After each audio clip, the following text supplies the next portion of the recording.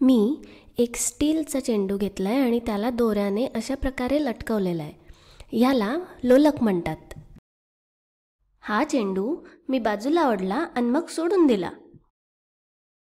त्याच्या या गतीचे आपण आता निरीक्षण करूया. हे घड्याळाच्या फिरणाऱ्या लंबकाप्रमाणेच आहे. आता हे नियतकालिक गतीचे उदाहरण आहे, कारण त्या चेंडूच्या हालचालींची थोड्या थोड्या वेळाने पुनरावृत्ती होते.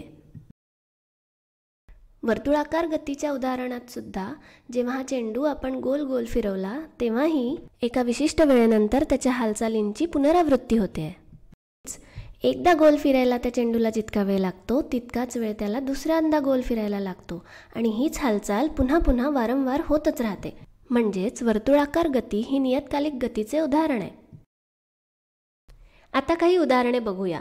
पुढे मागे हलणाऱ्या झाडाच्या फांद्या, झोक्याचा हेलकावा किंवा गिटारच्या छेडलेला तारा या सगळ्या हालचाली नियतकालिक गती दर्शवतात.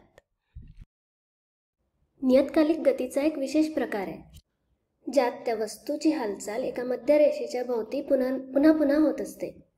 आता या लंबकाची आपण हालचाल बघू शकतो की त्या मध्यरेषेच्या दोन्ही बाजूला अगदी सारखीच आहे आणि ही हालचाल वारंवार होते. तर हे आंदोलित गतीचे उदाहरण आहे. यालाच आपण असं म्हणू शकतो की एका मध्यरेषेच्या भोवती आपला चेंडू आंदोलन करतोय. त्याच प्रकारची गती या झोक्याचीही आहे. हा झोका सुद्धा एका मध्यरेषेच्या भोवती आंदोलन करतोय. आता अजून एक उदाहरण पाहूया. मी इथे एक स्लिंकी घेतली आहे आणि त्याच्या खालच्या भागाकडे आता तुम्ही लक्ष द्या.